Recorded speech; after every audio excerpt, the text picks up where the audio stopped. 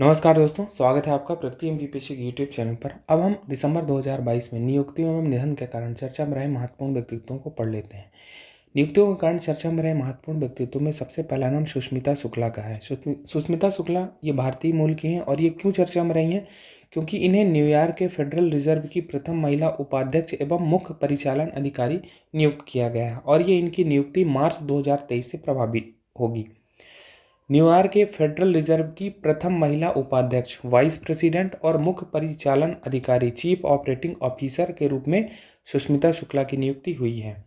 जो federal reserve है ये अमेरिका का केंद्रीय बैंक कहा जाता है। तो ये बातें ध्यान रखनी है कि सुष्मिता शुक्ला के बारे में अगर पूछा जाए तो चलते हैं आगे।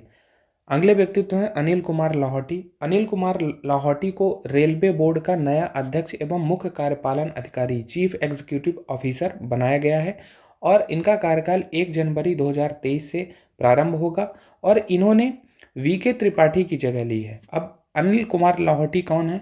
ये Indian railway service of engineers के 1984 बैच के अधिकारी रहे हैं। अगर पूछा जाएगा कि रेलवे बोर्ड के नए अध्यक्ष और सीईओ कौन है तो अनिल कुमार लाहौटी। अगले व्यक्तित्व हैं डॉक्टर टीजी सीताराम। अब इन्हें एआईसीटीई का अध्यक्ष बनाया गया है। एआईसीटीई का क्या मतलब है? All India Council of Technical Education, अखिल भारतीय तकनीकी शिक्षा परिषद, और इनके अध्यक्ष बनाए गए हैं टीजी सीताराम। इनका कार्यकाल 3 वर्षों का होगा। अब अगर हम एआईसीटीई के बारे में कुछ बातें जानें तो All India Council of Technical Education, अखिल भारतीय तकनीकी शिक्षा परिषद, इसकी स्थापना 1945 में हुई थी। इसका हेडक्वार्टर नई दिल्ली में है। और क्या उद्देश्य है इसकी स्थापना के पीछे? तो भारत में नई तकनीकी संस्थाएं शुरू करने, नए पाठ्यक्रम शुरू करने आदि हेतु अखिल भारतीय तकनीकी शिक्षा परिषद की स्थापना की गई है। हमारी मुख्य परीक्षा के पाठ्यक्रम में एआईसीटीई है, तो ध्यान रखना है इनके अध्यक्ष कौन चुने गए हैं, टीजी सीताराम। अगले व्यक्तित्व हैं अरुण कुमार सिंह। इन्हें ओएनजीसी का अध्यक्ष बनाया गया है। ओएनजीसी से तात्पर्य है oil and natural gas corporation. अब ये जो अरुण कुमार सिंह है ये पहले बीपीसीएल के चेयरपर्सन थे। BPCL Bharat petroleum corporation limited, और यहाँ पर ओएनजीसी के अध्यक्ष के रूप में अरुण कुमार सिंह का कार्यकाल 3 वर्षों का होगा। तो ये बातें ध्यान रखनी है। अगले व्यक्तित्व हैं न्यायमूर्ति दीपांकर दत्त। इन्हें सुप्रीम कोर्ट में न्यायाधीश के रूप में नियुक्त किया गया है। ये बम्बई हाई कोर्ट के मुख्य न्यायाधीश रहे हैं और हाल ही में चर्चा में क्यों रहे हैं? क्योंकि सुप्रीम कोर्ट में न्यायाधीश के रूप में नियुक्ति हुई है न्यायमूर्ति दीपांकर दत्त की। अगले व्यक्तित्व हैं जे चंद्रशेखर अय्यर। इन्हें केंद्रीय जल आयोग का अध्यक्ष बनाया गया है। अगले व्यक्तित्व हैं सुब्रकांत पांडा। इन्हें फिक्की का अध्यक्ष बनाया गया है। अब फिक्की क्या है? फिक्की का फुल फॉर्म है federation of Indian chamber of commerce and industry. इसकी स्थापना 1927 में हुई थी। हेडक्वार्टर कहाँ है? अच्छा, इसका हिंदी रूपांतरण क्या है?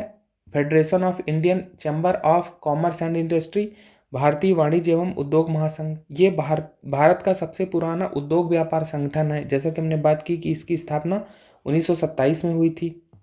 और हमारे अंतिम व्यक्तित्व हैं राजीव रंजन उर्फ ललन सिंह। इन्हें जनता दल यूनाइटेड का अध्यक्ष पुनर्निर्वाचित किया गया है। अब ये जो जनता दल यूनाइटेड है ये नीतीश कुमार, जो कि बिहार के भी वर्तमान सीएम है, उनकी पार्टी है। और जनता दल यूनाइटेड के अध्यक्ष के रूप में पुनर्निर्वाचन हुआ है राजीव रंजन उर्फ ललन सिंह का। तो ये बातें ध्यान रखनी है नियुक्तियों के कारण चर्चा में रहे महत्वपूर्ण व्यक्तित्व के बारे में। चलते हैं आगे। अब हम निधन के कारण चर्चा में रहे महत्वपूर्ण व्यक्तित्व के बारे में पढ़ लेते हैं। इसमें सबसे पहला नाम है वाईके अलग। ये प्रसिद्ध अर्थशास्त्री एवं पूर्व केंद्रीय मंत्री रहे हैं। हमने इकोनॉमी में वाईके अलग कमेटी के बारे में पढ़ रखा है। इसका गठन 1979 में योजना आयोग द्वारा किया गया था। उद्देश्य था गरीबी के आकलन हेतु। तो ध्यान रखना है वाईके अलग के बारे में अगर पूछा जाएगा। और ये चर्चा में क्यों रहे? क्योंकि इनका निधन 6 दिसंबर 2022 को 83 वर्ष की आयु में हो गया। तो ये बातें ध्यान रखनी है वाईके अलग के बारे में। वाईके अलग कमेटी के बारे में पूछा जा सकता है। अब हम अगले व्यक्तित्व को देखते हैं। अगले व्यक्तित्व हैं सुलोचना चौहान। सुलोचना चौहान मराठी लावनी गायिका रही हैं और इन्हें लावनी क्वीन के नाम से भी जाना जाता है। 10 दिसंबर 2022 को 89 वर्ष की आयु में इनका निधन हो गया। अगर इनके कुछ योगदान को देखें तो इनके योगदान को सराहते हुए पद्मश्री सम्मान से 2022 में सम्मानित किया गया। वहीं 2012 में संगीत नाटक अकादमी पुरस्कार इन्हें मिला। वहीं महाराष्ट्र सरकार द्वारा लता मंगेशकर पुरस्कार 2010 में दिया गया। तो अगर पूछा जाएगा कि सुलोचना चौहान का संबंध किस क्षेत्र से है, तो ये गायन क्षेत्र से संबंधित रही हैं। मराठी लावनी गायिका रही हैं, लावनी क्वीन के नाम से फेमस रही हैं। चलते हैं आगे। अगले व्यक्तित्व हैं हीराबा। हीराबा प्रधानमंत्री नरेंद्र मोदी की माता का नाम है और ये इनका निधन 30 दिसंबर 2022 को 100 वर्ष की आयु में हो गया और इसीलिए चर्चा में रही है, तो ध्यान रखना है। अब हमारे अगले व्यक्तित्व हैं पेले। पेले कौन है? ब्राजील के महान फुटबॉल खिलाड़ी हैं और इनका निधन हो गया है 82 वर्ष की आयु में 29 दिसंबर 2022 को। पेले के लोकप्रिय नाम अगर हम देखें तो black pearl, king of football, king Pele इनके लोकप्रिय नाम है। इनका मूल नाम क्या है? Edson Arantes do Nascimento. सबसे महत्वपूर्ण बात यह है कि पेले के बारे में पूछा जाएगा कि पेले का संबंध किस क्षेत्र से है, तो ये फुटबॉल खिलाड़ी है। किस देश से संबंधित है, तो ब्राजील से संबंधित है। विगत वर्षों में ब्लैक पर्ल को लेकर क्वेश्चन पूछे गए हैं कि ब्लैक पर्ल किसका लोकप्रिय नाम है, तो वो फुटबॉलर जो है पेले हैं उनसे संबंधित है। फीफा फुटबॉल विश्व कप में ब्राजील की 3 खिताबी विजयों में पेले का योगदान रहा है, 1958, 1962 व 1970। ठीक, ये बातें ध्यान रखनी है।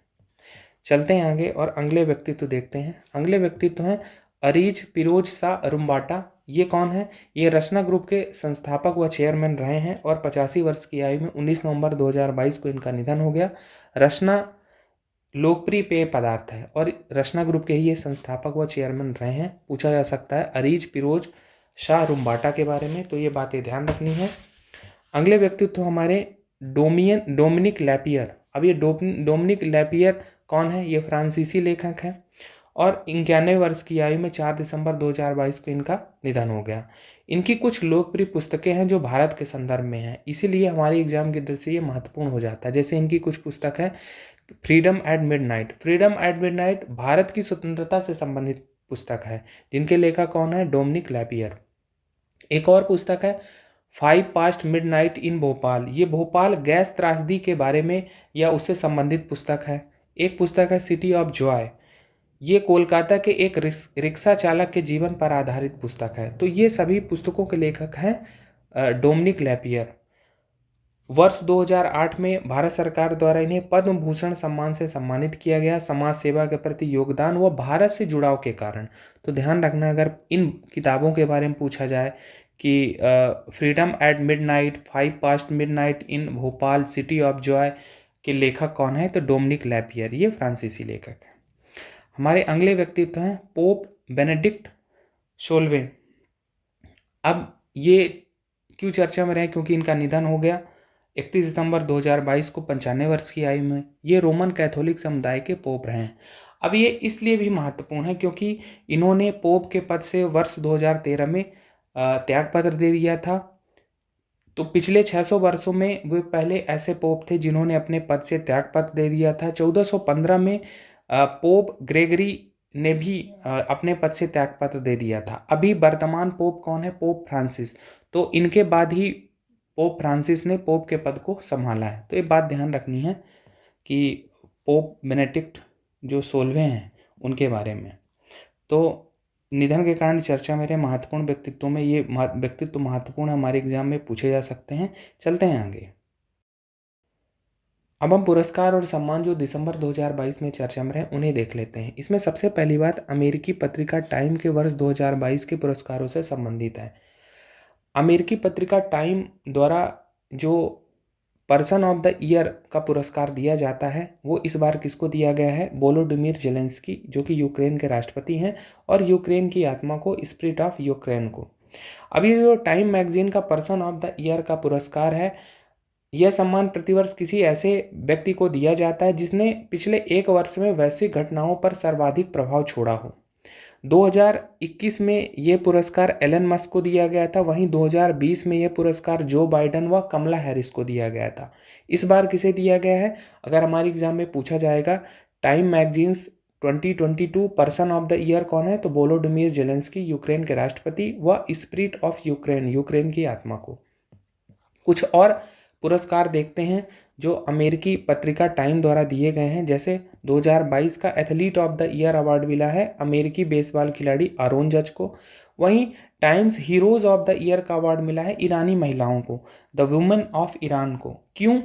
क्योंकि हमने बात की थी अंतर्राष्ट्रीय परिदृश्य में जब पढ़ रहे थे कि महसा अमीनी की पुलिस हिरासत में मृत्यु हो गई थी।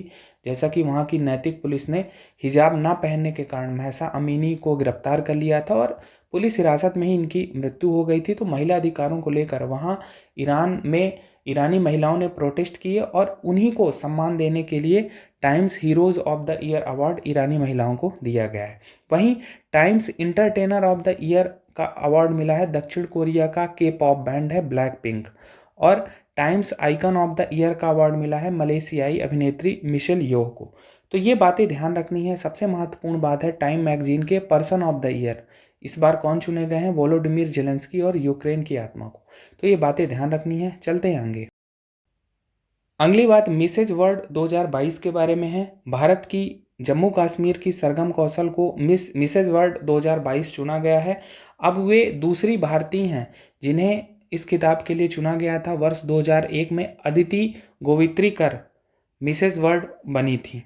ये बातें ध्यान रखनी। मिसेज वर्ल्ड 2022 का जो फाइनल दौर था वो लास वेगास अमेरिका में 17 दिसंबर 2022 को संपन्न हुआ था। अगर पूछा जाएगा कि सरगम कौशल के बारे में या मिसेज वर्ल्ड 2022 के बारे में तो वो हैं सरगम कौशल।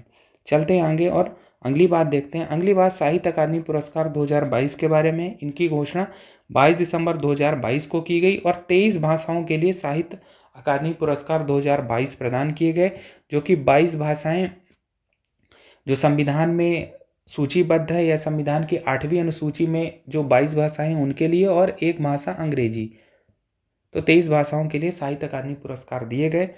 कुछ महत्वपूर्ण पुरस्कारों को देख लेते हैं जो हमारे एग्जाम में पूछे जा सकते हैं। जैसे हिंदी भाषा के लिए पुरस्कार मिला है बद्री नारायण को, इनका कविता संग्रह है तुम्हारी के शब्द। अंग्रेजी भाषा के लिए साहित्य अकादमी पुरस्कार 2022 मिला है अनुराधा राय को, उनका उपन्यास है all the lives we never lived. Urdu भाषा के लिए अनीस अशफाक को मिला है और उनका उपन्यास है ख्वाब शराब। तो ये बातें ध्यान रखनी है साहित्य अकादमी पुरस्कार के बारे में। अगर पूछा जाएगा कि हिंदी के लिए किसे मिला है या कविता संग्रह उनकी रचनाओं के बारे में पूछा जाए, अंग्रेजी भाषा में किसे मिला है, उर्दू भाषा में किसे मिला है, तो ये बातें ध्यान रखनी है। अगली बात 44वें जमनालाल बजाज पुरस्कार 2022 के बारे में है। अगर हम जमनालाल बजाज पुरस्कार के बारे में कुछ मूलभूत बातें जाने तो इनकी स्थापना 1978 में हुई थी। 4 श्रेणियों में प्रतिवर्ष दिए जाते हैं और पुरस्कार राशि कितनी है? 10 लाख रुपए। किसके द्वारा दिए जाते हैं? जमनालाल बजाज फाउंडेशन द्वारा। अब हम इस वर्ष के पुरस्कारों के बारे में बात कर लेते हैं। तो 4 श्रेणियों में इस वर्ष भी दिए गए। पहली श्रेणी है कि भारत से बाहर गांधीवादी विचारों व जीवन मूल्यों के प्रसार के लिए अंतर्राष्ट्रीय पुरस्कार international award for promoting Gandhian values outside India किसे मिला है? लेबनान के डॉक्टर ओगिराट यूनान व डॉक्टर वालिद सियाबी को। वहीं रचनात्मक कार्यों के लिए नीलेश देसाई को मिला है। नीलेश देसाई ने मध्य प्रदेश में भील समुदाय के उत्थान के लिए गठित संपर्क समाज सेवी संस्थान के संस्थापक हैं और उन्हें दिया गया है रचनात्मक कार्यों के लिए जमनालाल बजाज पुरस्कार 2022। अगली श्रेणी है ग्रामीण विकास में विज्ञान एवं तकनीक के उपयोग हेतु application of science and technology for rural development किसे मिला है? मनसुख भाई प्रजापति को। गुजरात में चिकनी मिट्टी से बर्तन बनाने की परंपरागत कला को आधुनिक रूप देने के लिए मनसुख भाई प्रजापति को ग्रामीण विकास में विज्ञान एवं तकनीकी के उपयोग हेतु ये पुरस्कार दिया गया है। वहीं जो अंतिम कैटेगरी है महिलाओं और बच्चों के कल्याण व उन्नयन हेतु जानकी देवी पुरस्कार किसे मिला है? सोफिया साइक को। अब सोफिया साइक उड़ीसा में महिला अधिकारों विशेषकर बीड़ी श्रमिकों के लिए संघर्षरत रही हैं और उन्हीं के योगदान को सराहते हुए उन्हें यह पुरस्कार मिला है। जानकी देवी पुरस्कार किसको मिला है? सोफिया साइक को। तो ये बातें ध्यान रखनी हो सकता है हमारे एग्जाम में पूछा जाए। नीलेश देसाई के बारे में ध्यान रखना क्योंकि इनका संबंध मध्य प्रदेश से रहा है। तो ये बातें महत्वपूर्ण हैं। तो इस प्रकार से आज की क्लास में हमने निधन और नियुक्तियों के कारण चर्चा में रहे महत्वपूर्ण व्यक्तित्वों को पढ़ा, वहीं पुरस्कार और सम्मान जो दिसंबर 2022 में चर्चा में रहे उन्हें पढ़ा। तो आज की क्लास फिलहाल इतना ही। धन्यवाद।